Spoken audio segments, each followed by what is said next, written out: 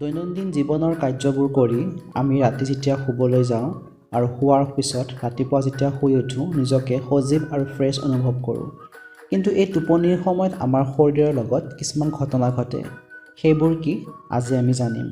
লগতে আমি জানিম টোপনিৰ সময়ত আমাৰ শৰীৰৰ কিছুমান অদ্ভুত ঘটনা, যেনে টোপনি মাৰি থকাৰ সময়ত আমাৰ নাকে ঘেৰঘেৰাই কিয়। দ্বিতীয়তে, টোপনিৰ সময়ত আমাৰ শৰীৰৰ কোনটো অংগ বহুত দেৰিলৈ শুই থাকে। লগতে ৰাতিপুৱা শুই উঠিলে আমাৰ উচ্চতা ৰাতিৰ উচ্চতাতকৈ অকণমান বাঢ়ি থাকে। কিয় এইবোৰ হয় আজি আমি আলোচনা কৰিম। আহক তেনেহ'লে আগবাঢ়োঁ।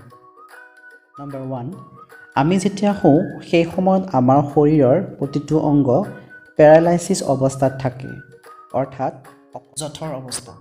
সেই সময়ত আমাৰ শৰীৰটো ৰিলেক্স হৈ থাকে আৰু তাৰ ফলত আমাৰ শৰীৰটো লৰচৰ কৰিব নোৱাৰা অৱস্থা হয়। কিন্তু তথাপিতো আমি আমাৰ শৰীৰৰ কিছুমান মুভমেণ্ট ৰাতি সলনি হৈ থকা দেখা পাওঁ, কাৰণ সেই সময়ত আমাৰ শৰীৰটো কিছু সময়ৰ কাৰণে হ'লেও পুনৰ সাৰ পাই যোৱাৰ দৰে অনুভৱ হয়।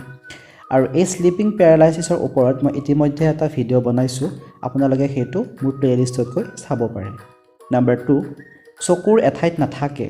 চকুবোৰ আমাৰ সঘনাই লৰচৰ কৰি থাকে, অৰ্থাৎ যেতিয়া আমি টোপনিত থাকোঁ সেই সময়ত আমাৰ চকুবোৰ লৰচৰ কৰি থাকে। নম্বৰ 3, আমি যেতিয়া শুই থাকোঁ সেই সময়ত আমাৰ শৰীৰৰ অংগসমূহ ৰিলেক্স অৱস্থাত থাকে। সেয়েহে এই সময়ত হিউমেন গ্ৰ'থ হৰম'ন অত্যাধিক ৰিলিজ হয়, অৰ্থাৎ নিঃসৰণ হয়, যিয়ে আমাৰ শৰীৰৰ বৃদ্ধি আৰু বিকাশ নিয়ন্ত্ৰণ কৰে। নম্বৰ 4, টোপনিত আমাৰ শ্বাসনলী অলপ সৰু হৈ যায়, অৰ্থাৎ সংকুচিত হয়।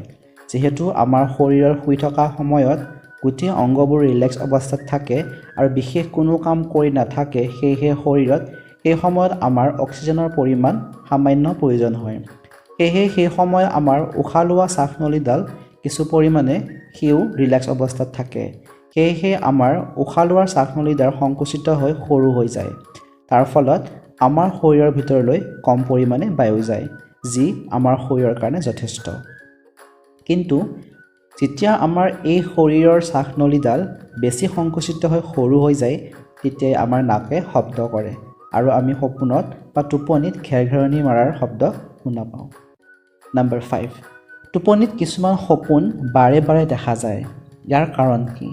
ইয়াৰ কাৰণ হ'ল আমাৰ জীৱনৰ সমস্যাবোৰ সমাধান বিচাৰিবৰ বাবে আমাৰ মগজুৱে বাৰে বাৰে চেষ্টা কৰে আৰু সেয়েহে সেইবোৰ সপোনৰূপে আমাক দেখুৱায়। মগজুৱে সেই সময়ত আমাৰ মনত সুপ্ত অৱস্থাত থকা সমস্যাবোৰৰ প্ৰতি সতৰ্ক আৰু সেই সমস্যাৰ প্ৰতি সমাধান বিচাৰিবৰ কাৰণে তাৰ লগত জড়িত বা তাৰ লগত মিলা কিছুমান অন্য সপোনৰূপে আমাক দেখুৱায়। অৰ্থাৎ আমাৰ শৰীৰত আমাৰ জীৱনত থকা কিছুমান সমস্যা সেইবোৰ সমাধানৰ কাৰণে ই আমাক সংকেত দিয়ে। নম্বৰ 6, টোপনিৰ সময়ত আটাইতকৈ দেৰিলৈ শুই থকা অংগটো কি? সেইটো হ'ল আমাৰ নাক।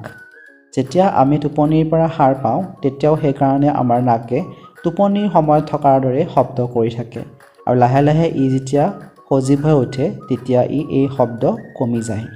সেয়েহে টোপনিৰ সময়ত যিহেতু আমাৰ নাক সুপ্ত অৱস্থাত থাকে, সেই সময়ত ই কোনো ধৰণৰ গোন্ধ ল'ব নোৱাৰে আৰু সেয়েহে অৱশেষত আমি গম পাওঁ যে আমাৰ নাকেই হ'ল শৰীৰৰ এনে এটা অংগ যি বহু দেৰিলৈ শুই থাকে। নম্বৰ 7, বিজ্ঞানীসকলে বহুতো সমীক্ষাত পাইছে আৰু কৈছে যে ছাউণ্ড স্লীপ, অৰ্থাৎ ভালকৈ মাৰিলে আমাৰ মানুহৰ শৰীৰটো সুন্দৰ আৰু বয়সৰ চাপ কম পৰে বুলি কৈছে। অৰ্থাৎ যদি আমি সুন্দৰ বা ভাল টোপনি মাৰোঁ তেতিয়া আমাৰ শৰীৰৰ অৱস্থাত শৰীৰৰ মেৰামতি কাম চলি থাকে আৰু সেই সময়ত আমাৰ শৰীৰৰ মেৰামতি কাম চলাৰ কাৰণে আমাৰ শৰীৰে আগতকৈ বেছি শক্তি আৰু সজীৱ হৈ উঠাত সহায় পায়, যাৰ ফলত আমাৰ বয়সৰ চাপ কম পৰে বুলি বিজ্ঞানীসকলে কৈছে। নম্বৰ 8, ৰাতি শোৱাৰ সময়ত যি উচ্চতা থাকে সেই উচ্চতাতকৈ আমাৰ ৰাতিপুৱাৰ উচ্চতা আধা ইঞ্চিমান বাঢ়ি থাকে। এয়া হোৱাৰ কাৰণ হ'ল পৃথিৱীৰ মাধ্যাকৰ্ষণ শক্তি। পৃথিৱীৰ মাধ্যাকৰ্ষণ শক্তিৰ কাৰণে এই উচ্চতাৰ পাৰ্থক্য আমি ৰাতিপুৱা দেখা পাওঁ। লাহে লাহে 5-6 ঘণ্টাৰ পিছত এই উচ্চতা পুনৰ আগৰ দৰে হৈ যায়। এয়ে আছিল আমাৰ শৰীৰৰ টোপনিৰ সময়ত ঘটা কিছুমান পৰিঘটনা, যিবোৰ আপোনালোকে নিশ্চয় গম পালে। যদি আপোনালোকৰ এই সমীক্ষাখিনি ভাল লাগিছে তেনেহ'লে আপোনালোকে মোৰ চেনেলটো ছাবস্ক্ৰাইব কৰিব, লগতে লাইক, কমেণ্ট আৰু শ্বেয়াৰ কৰিব। ধন্যবাদ।